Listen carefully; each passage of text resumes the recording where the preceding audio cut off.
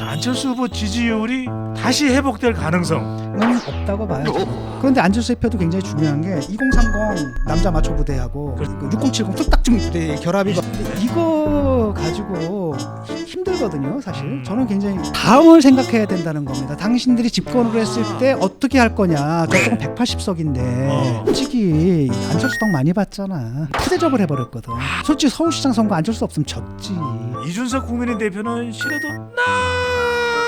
너무 싫어하는 그런 상황인데 아이고 이준석은 말 필요 없고 그냥 후보예요. 후보가 결정하면 하는 겁니다. 쿠키 다스님께서 이러다 윤핵관이 이준석 패싱하고 단일화 협상 안 하면 이준석 다시 빠지지 않을까요? 아니요, 뭐 그런 일은 없을 거라고 봐요. 사실 이준석이 굉장히 불안하잖아요. 네. 계속 탄핵 얘기가 계속 나왔고, 그다음에 2번이나 이제 런했었고, 당원들의 반발이 엄청나게 세거든요. 근데 지금은 봐주는 겁니다. 왜냐하면 이준석 그 선거운동 코드가 좀 먹히고 있으니까.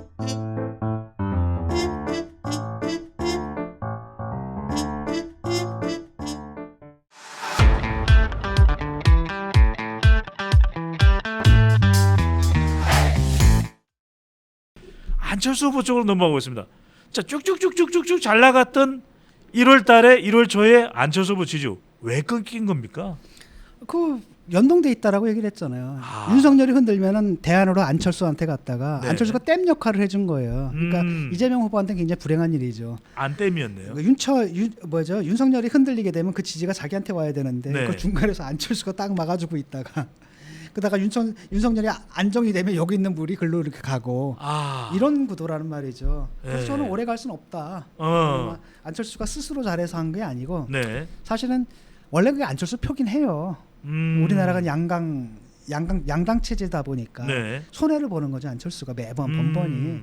그런데 이게 또 안보 이슈가 터지니까 예. 진영 간 대결이 되니까 안 후보가 최근에 북한 미사일 발사도 그렇고 안보 이슈 보수 결집도 그렇고 이것도 나는 구도 타격을 문제라고 받을 봐요. 수도 있겠네요. 그러니까 심상정 문제도 구도 문제고 안철수 문제도 구도 문제고 아무리 뭘 하든 간에 구도를 이길 수는 없거든요. 그게 시스템 자체예요. 시스템 자체가 문제이기 때문에 그래서 안철수 후보가 뭐 여러 가지로 뭐 잘한다 하더라도 아무리 잘한다 하더라도 여기서 벗어날 수는 없는 것 같고 라고 한다면 이제 그 단일화 문제가 네. 왜냐하면 지금 이 지지율이 김일경 논란이 만약에 가라앉는다면 그 전 직전 상황을 한번 보세요.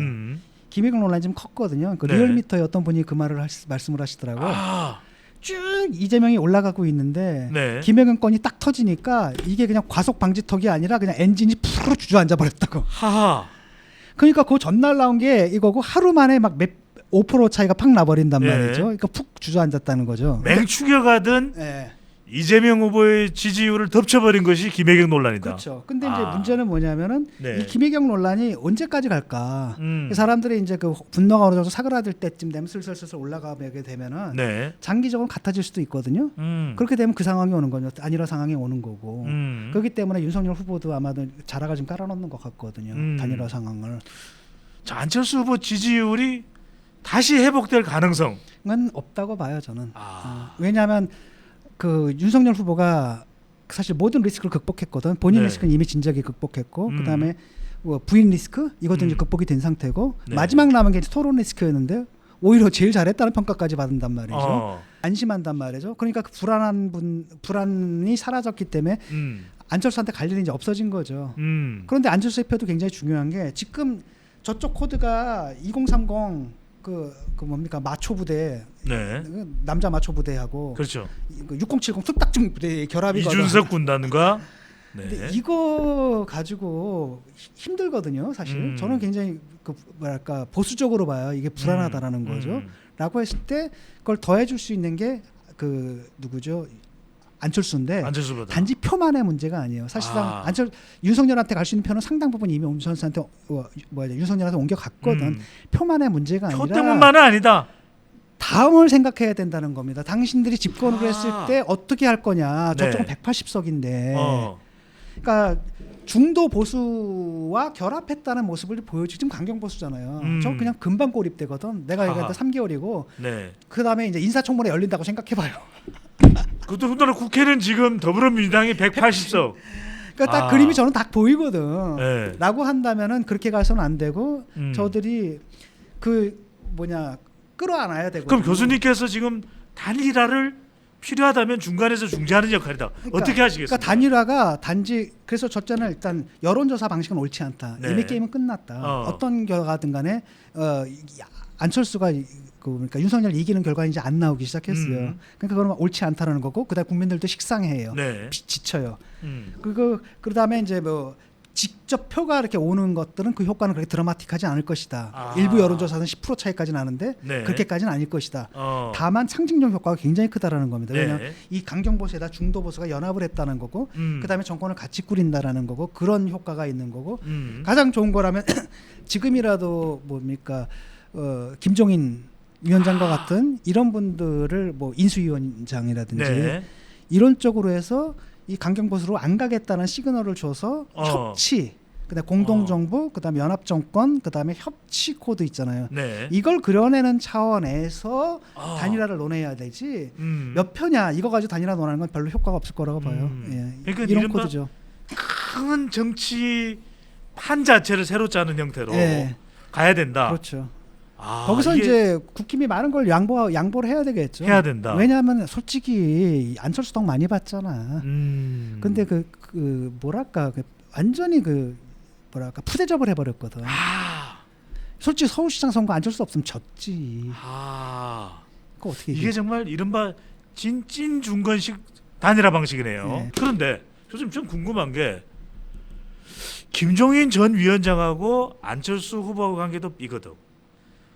이준석 국민의힘 대표는 싫어도 너무 싫어하는 그런 상황인데. 아이고 이준석은 말 필요 없고 그냥 후보예요. 후보가 결정하면 하는 겁니다. 괜찮겠습니까? 이준석도 쉽게 말하면 이런 식의 여론조사 방식에 반대하는 거지. 안철수가 포기하고 윤 후보 쪽으로 단일화해 주는 거 거기에 반대하는 건 아니거든요. 네. 근데 한간에 이준석 대표가 개인적으로 되게 싫어해요.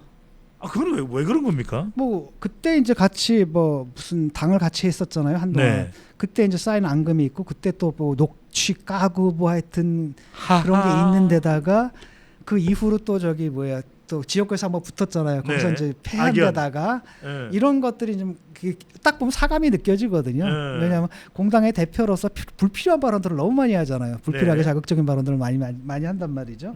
사감이 느껴지는데 이 문제는 결국은 후보의 결단이에요. 후보하고 그다음에 안철수 후보가 만나서 공동정부 구성이라든지 그러니까 도대체 만약에 정권 교체가 된다면 이 정권을 유지를 해야 될 거 아니에요. 네네. 통치는 해야 될 거 아니에요. 그거와 관련해서 협조를 한다는 차원에서 접근을 해야지. 왜냐하면 둘 다 정권 교체 뜻을 합치잖아요. 네. 일치하고 그다음에 이제 고쳐된다면 그럼 어차피 저쪽 사람들 혼자서는 통치가 안 되거든. 네. 왜냐하면 딱 보면 일단 제일 먼저 진중권이 아마도 가장 먼저 씹어대고 있을 텐데 지금도 엄청 참고 있는 거거든. 네. 교수님. 저희 대목에서 쿠키다스님께서 이러다 윤핵관이 이준석 패싱하고 단일화 협상 안 하면 이준석 다시 빠지지 않을까요? 또 자명하지 않을까요? 아니요, 뭐 그런 일은 없을 거라고 봐요. 이준석도 이제는 뭐 사실 이준석이 굉장히 불안하잖아요. 네. 계속 탄핵 얘기가 계속 나왔고, 그다음에 2번이나 이제 런했었고, 네. 거기다 이제 당원들의 반발이 엄청나게 세거든요. 근데 지금은 봐주는 겁니다. 왜냐하면 이준석 선거운동 코드가 좀 먹히고 있으니까 한 당분 봐주고 있고, 그러니까 이준석이 이제 당내에서 지위가 그렇게 튼튼하지가 않아요. 네. 그 지지하는 게 이제 새로 입당한 그 젊은 온라인 당원들이란 말이에요. 근데 저쪽은 아주 전통적인 당원들은 다 오프라인 당원들이 쫙 있고 거기서 본인도 아마 이제 그 부분을 아마 알고 있을 겁니다. 자기 한계 같은 것들을. 그리고 어차피 뭐 후보 중심이니까. 네. 교수님의 인사이트로 이번 대선에서 단일화 가능하다, 쉽지 않을 수도 있겠다. 저는 쉽지 않다는 쪽에 좀 많이 가 있어요. 그러니까 가능하다가 4라면은 쉽지 않다는 6. 네, 그렇게 보시는 가장 결정적인 이유는요? 크게 여러 가지 이유가 있는데 네. 물론 이제 문제는 뭐냐면 안철수가 이렇게 아쉬울 게 별로 없거든요. 공동 정부를 해야 한다라고 하는데 거기 장관 시킬 사람이 안철수가 데리고 있는 사람이 없어요. 그러니까 윤석열 쪽에서 주고 싶어도 사실 주고 싶은 게 줄 게 별로 없는 상황이거든요. 장관을 맡을 사람이 없다. 의원 셋이고 아니 이태규 의원도 있고 권은희 의원도 있고 권은희 의원이고 이런 분들 뭐 몇 분이 있는데 그분들 장관 하겠습니까? 장관은 또 다른 차원의 이제 문제인 것 같고. 네. 그러니까 왜냐하면 수가 좀 어느 정도 있어야지 인물들이 인재풀이 좀 있어야 있어야지 되는데. 뭐 여기도 저기도 들어가고 이러는 건데 네. 그런 것들 좀 없고 남는 거는 뭐랄까 차기 대선 후보 자리인데 그건 네. 뭐 당에서 보장해 줄 수는 없는 거고. 그러니까요. 그리고 뭐 유력한 게 이제 오세훈 같은 사람 또는 이제 부산시장 하고 있는 네. 그쪽이고. 책임 총리제는 어떻습니까? 그러니까 아마도 그거 정도인데 이걸 가지고 안철수가 만족할까? 그러니까 가장 좋은 그림은 이제 책임총리 그다음에 과학기술부총리, 네. 과학기술 쪽 이쪽을 담당해주면 굉장히 좋을 텐데 그게 이제 윤석열 씨의 생각인 것 같고. 그런데 이분이 그거 가지고 만족할까? 그 다음에 이제 또 이렇게 합치게 되면 지구당 문제잖아요, 지역구 문제, 네. 이거 배분하는 문제도 지방선거 쉽지 있으니까. 않잖아요. 지금. 예. 그게 핵심이거든요. 국회의원 선거도 있고. 그래서 이런 부분 때문에 저는 이렇게 쉽지는 않을 것이다라고 봐요. 그래서 안 된다는 쪽이 조금 더 가 있어요. 뭐 이거는 어디까지나 네. 가능성이니까요. 그리고 어차피 이준석도 그렇고 윤핵관도 그렇고 단일화 없이도 이길 수 있다고 생각을 하거든요. 네. 그다음에 지금 지지율도 그렇게 지금 나오고 있으니까 그래서 저는 안 될 가능성이 굉장히 크다. 더 크다. 그렇지만 상황은 몰라요. 알겠습니다. 왜냐하면은 정말로 핀치에 몰렸을 때는 네. 마지막 카드는 이거밖에 없거든. 단일화가 마지막 이거밖에 카드. 없는데 한 2주 후에 지지율을 좀 보죠 뭐.